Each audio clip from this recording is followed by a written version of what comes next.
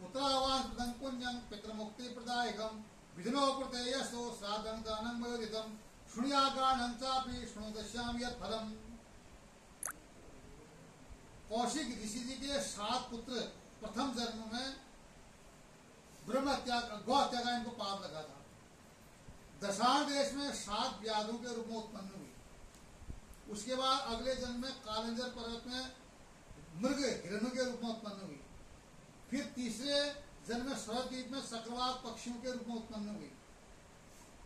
मानसवर हंसी के रूप में उत्पन्न हुई।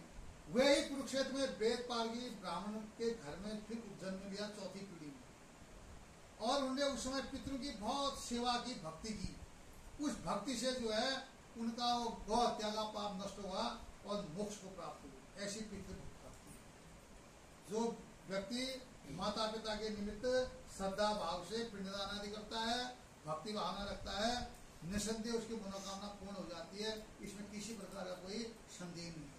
ये वास्तविकता भी है। जिस घर में माता पिता के निमित्त अमावस्या है, श्राद्ध में पिंडदान आदि होता है, माता पिता के प्रति श्रद्धा भाव रहता है और संतान आदि तत्पर रहते हैं, पितृ कार्य करने में उस घर में किसी प्रकार का अनिष्ट नहीं होता है। जहाँ पितृ कार्य नहीं होते हैं, लापरवाही होती है, कुछ जानकारी नहीं है, लापरवाह है, कुछ चिंता नहीं है, कब श्राद्ध हो रहा है, कब पिंडदान है, कब अमावस्या है, कब एकादशी है, कुछ मालूम नहीं, हवा में जो है उनके जीवन में परेशानियां, दुख, कष्ट आदि जीवन में परेशानियां रहती हैं। अगर किसी क्रिया नहीं हुई है परिवार में, कुल में तो बड़ी परेशानियां होती हैं, बाधाएं उत्पन्न हो जाती हैं, रुकावटें आ जाती हैं, कई प्रकार के विघ्न होते हैं। ऐसा वास्तविकता है, ऐसा देखा गया है, ऐसा हमारा अनुभव है। इसलिए श्रद्धा से एकाग्रचित्त होकर के भाव से माता पिता के निमित्त इस प्रकार के पिंडदान आदि श्राद्ध आदि व्यक्ति को करना चाहिए। पिता ददाति सत्पुत्रा भोजनानि पितामह धनदाता भयेशो भी यथदस्या पितामह दत्यावलवादद्यं प्रदर्शं पितामह तत्तासादेन ते सर्वे तत्वा पुत्रजवांचितं गच्छन्ति धर्ममार्गे स धर्मराजस्य मंदिरं तदु धर्मसभायां वे ते तस्मै परम आदरात्। पिता माता उस संतानादि को वंश वृद्धि प्रदान कराते हैं, अनेक प्रकार की धन संपदा प्राप्त कराते हैं, धन संपत्ति प्रदान करते हैं।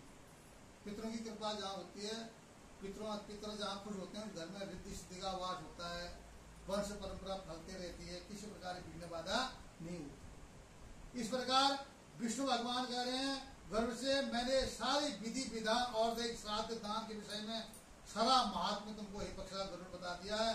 और गरुड़ जी कह रहे हैं, मुझे परम ज्ञानी हो गया हूँ और मुझे सब इस बात के विषय में जानकारी है, मैं धन्य हो गया हूँ। इस प्रकार से गरुड़ जी विष्णु भगवान से प्रार्थना कर रहे हैं।